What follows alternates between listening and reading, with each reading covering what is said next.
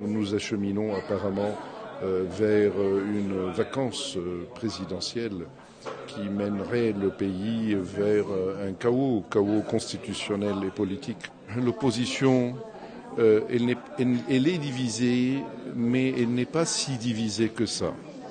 La preuve nous est donnée par la partie du vote blanc.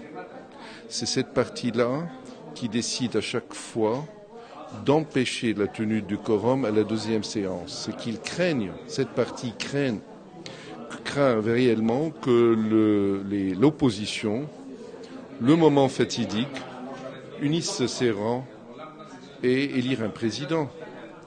Donc aujourd'hui, elle a réuni 62 voix, c'est ce que je compte, et donc pas loin de 65 requis pour que le président soit élu. Et donc pour cette raison que, vu cette crainte-là, ils empêchent le déroulement des élections. La partie des votes blancs, eh bien, rentre dans ses propres contradictions qui sont énormes. Ils n'arrivent pas à unifier le rang ou se mettre d'accord, ni sur la vision, ni sur un candidat.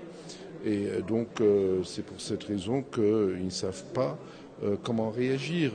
Monsieur Berry, le président de la Chambre des députés, essaye à sa façon d'appeler plus tard un dialogue le moment venu, et cela peut-être pour lui serait que de faire dégager un consensus. Nous considérons qu'il n'y a aucun suppléant à la présidence de la République.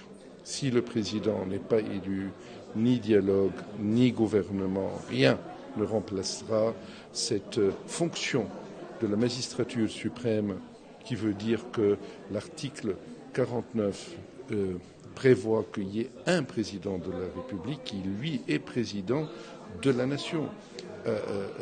Ni Conseil de ministres ne pourrait suppléer à cette tâche, ni un quelconque dialogue qui ne sera qu'acheter du temps pour essayer de faire dégager éventuellement notre rapport de force.